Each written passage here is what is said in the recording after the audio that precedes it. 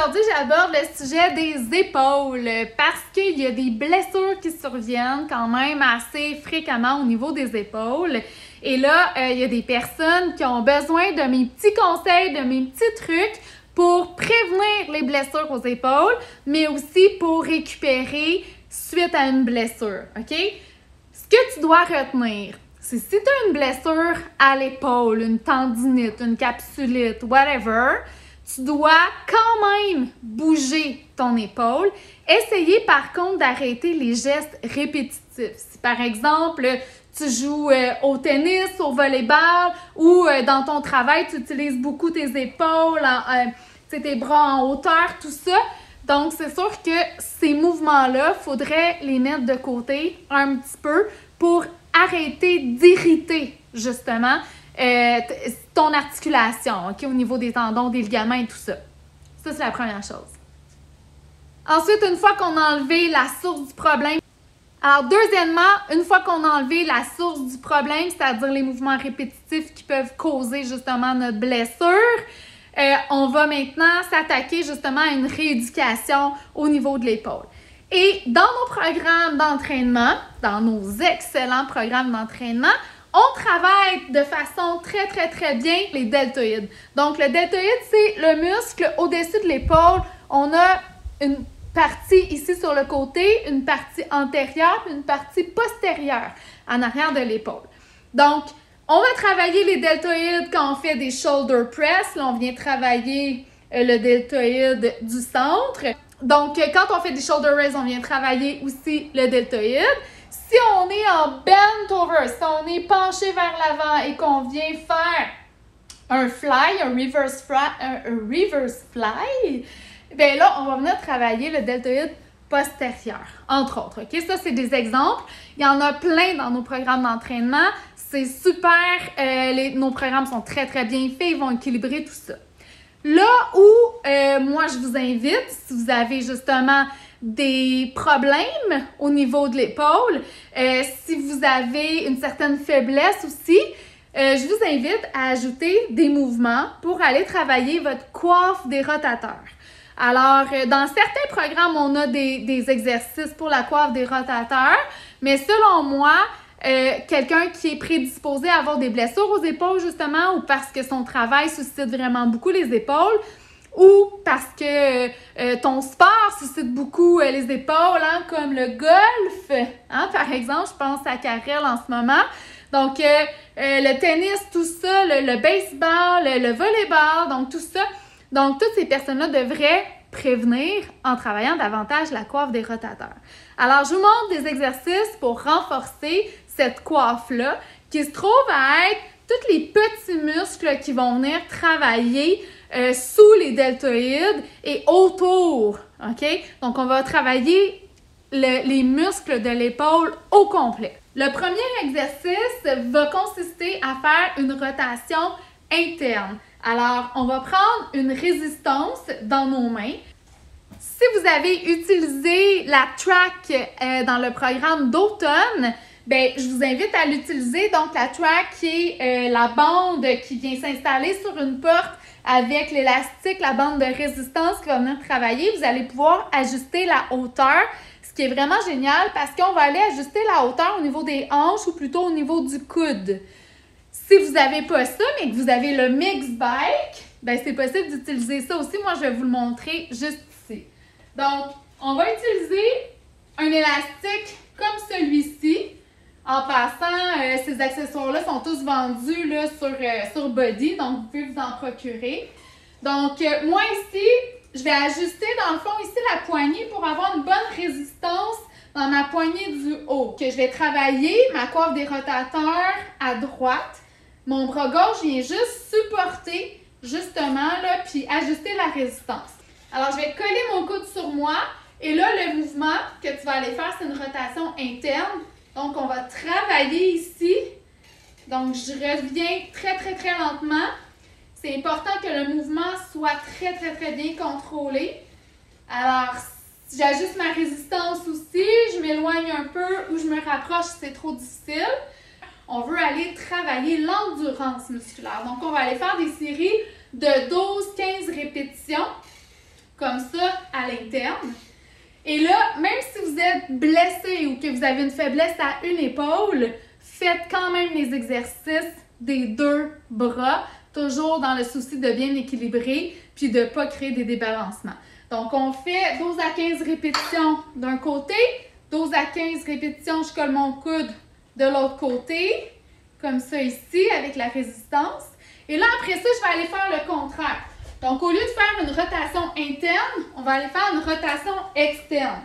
Donc, je vais stabiliser ma résistance, cette fois-ci avec mon bras droit.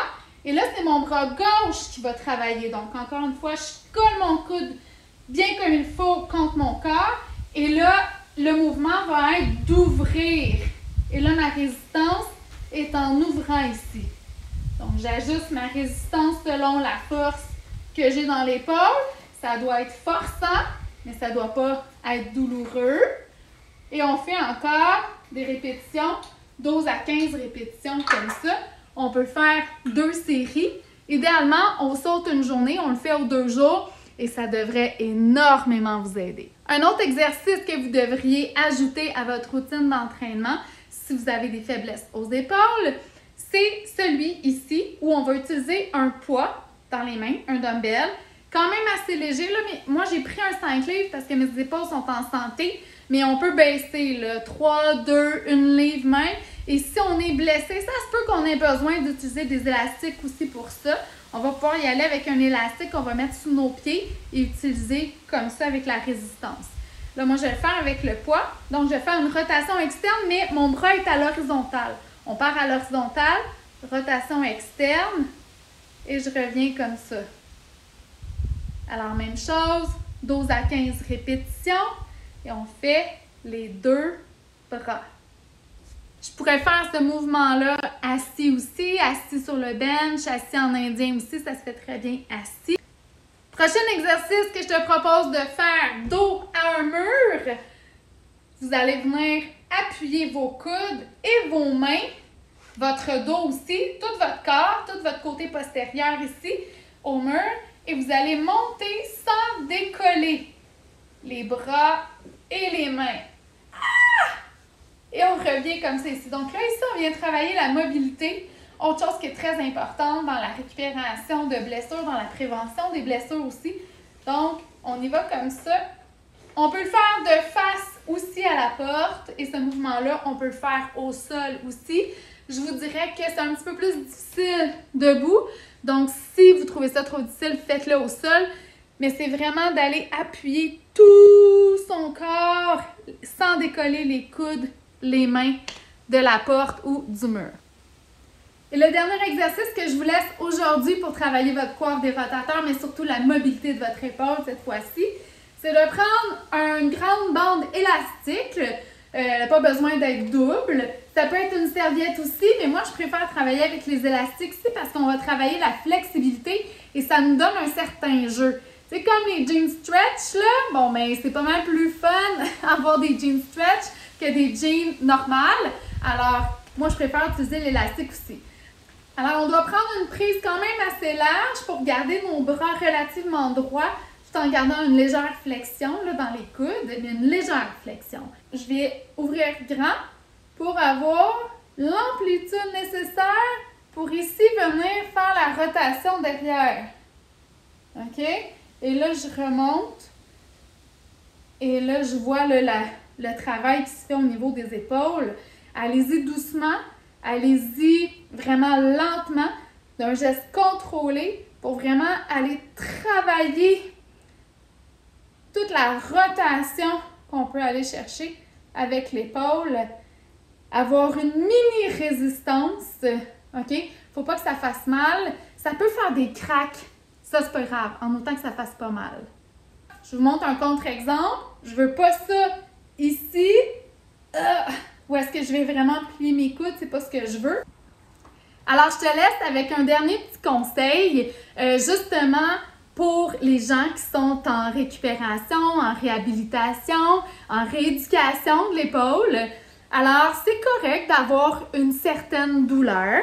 OK? On va parler d'un 3-4 sur 10 pendant l'exercisation. OK? Mais il ne faut pas dépasser 4 sur 10. Ça veut dire qu'on a été au-delà de notre limite optimale. Je vais vous en parler tout de suite après. Donc, 3-4 sur 10 pendant l'exercice et une demi-heure après qu'on ait fait nos exercices, on devrait être retourné à la case du départ. La case du départ peut être 0 sur 10 douleur, peut être 1 sur 10, peut être 2 sur 10. Mais une demi-heure après, il faut être redescendu là. Si au départ, on a déjà un 5 sur 10, on ne va pas aller travailler en renforcement, puis tout ça, on veut plus aller faire du stretching, des étirements, des trucs comme ça, puis on va attendre que notre épaule ait déjà commencé là, à revenir à un état plus en santé. Mais si on est à 1, 2, 3, 4 sur 10, en faisant nos exercices, on n'empire pas la chose, on ne va pas au-delà de 4 sur 10 comme douleur, alors on peut le faire. La limite optimale, la ligne ici, là,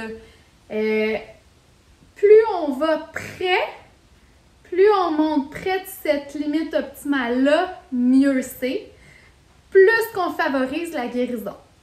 Par contre, si on franchit cette limite-là et qu'on la dépasse, là, on allonge le temps de guérison. Alors, c'est important de respecter ça à la lettre, d'être bien conscient de son corps et de s'écouter et de se respecter là-dedans. Pas essayer d'aller trop vite, mais en même temps se pousser un petit peu pour y aller à cette limite-là.